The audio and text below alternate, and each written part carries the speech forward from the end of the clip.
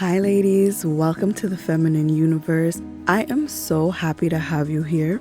As women get more interested in the enhanced feminine lifestyle, it's normal to want to give off a more feminine vibe. So today, we're going to get into 5 tips to help you start internally feeling and start being perceived by others as more feminine. And don't be surprised if you develop a sort of magnetic effect and find that people want to be around you more often. So one of the first things you can do to be more feminine is start shifting into the mindset to receive. I know some women really struggle with this, either because they aren't used to it, so it feels foreign, or they struggle with feelings of unworthiness. And while this might not change overnight, I want you to remember that feminine energy is receiving energy. You do deserve nice things and nice treatment, so do your best to start getting into a receptive space, even if you have to fake it till you make it. Now you might be thinking, okay, how exactly do I get into this headspace? You can start with simple things, like if people want to compliment you, open doors for you, or offer you their seat, say thank you and accept. If you're out with a friend or a coworker and they insist on paying for lunch this time, let them. When your date pays for dinner, accept and say thank you for a lovely time. And I just have to stick this in here really quickly that it is common knowledge and the most basic etiquette that the person who extends the invitation is responsible for paying. So you have nothing to feel guilty or indebted for by letting someone who requested your company and asked you out pay for that outing. And while you get into this receiving mindset with other people, you should also be willing to receive from yourself. Give yourself time to relax. Give yourself permission to indulge sometimes. Maybe give yourself a little splurge. Let's not be those people who say, I'm too busy to relax or too busy to sleep, because that's really like saying, I'm too busy driving to stop for gas. We need to recharge or we will burn out. So tip number 1 is to just be more willing to receive from every direction. You deserve it.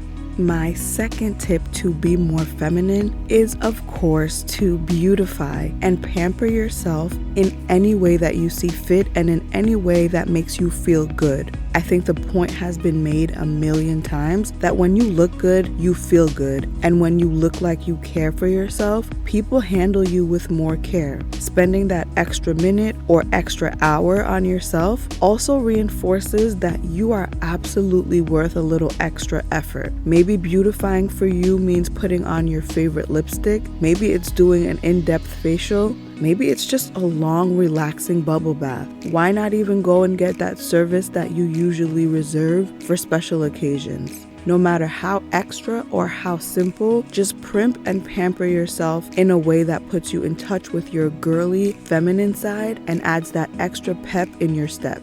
My next tip would be to learn to rest. I think we've all heard the term rest in your femininity, right? My take on that is just to relieve yourself of the need to do. Just have moments where you don't volunteer for anything and when you don't take on any extra or unnecessary tasks. This could be especially difficult if you're used to being Miss Fix-It. I relate to that so strongly, but it's okay for us to take a break. If your boss says they need someone to work on a special project or work some overtime, you don't have to volunteer yourself. If your husband can take the kids to school that morning, if your coworkers can pick where you guys go for lunch, or if your girlfriends want to pick the movie, let them. If your man can plan the dates, let him. You get what I'm saying. Now, if there's something you feel very strongly about, that's a different matter and speak up. And also, depending on your personal lifestyle, you may only be able to do certain types of resting for one full day or one full week.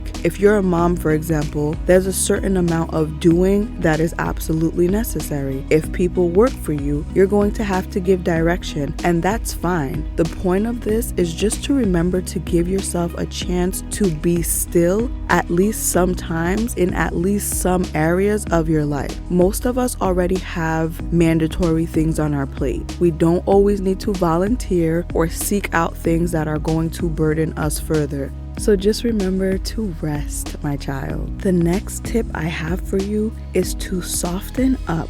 There are several ways to soften up, both on the inside and the outside. Off the top of our heads, we probably know things like swapping swearing for less vulgar vocabulary, swapping speaking loudly for a calm indoor voice when the situation requires, and swapping criticisms for compliments will all go a long way towards softening your entire vibe. But there are less obvious things that contribute as well. Like, are your arms always crossed, making you seem closed off or uncomfortable? Do you unconsciously frown often, giving off the signal that people should stay away? And there's also a sneaky little thing we have to understand when it comes to softness and our appearance. Something can be pretty, neat, and attractive and still not be soft. Look at these two makeup looks. They're both well executed, but one is much more fierce while the other is actually soft. And look at these outfits. They are neat and well put together, but one is clearly more soft and therefore even more feminine than the other. So this tip is not just about looking good, but about consciously seeking out and exuding softness in your appearance and in your personality. The fifth and final tip for today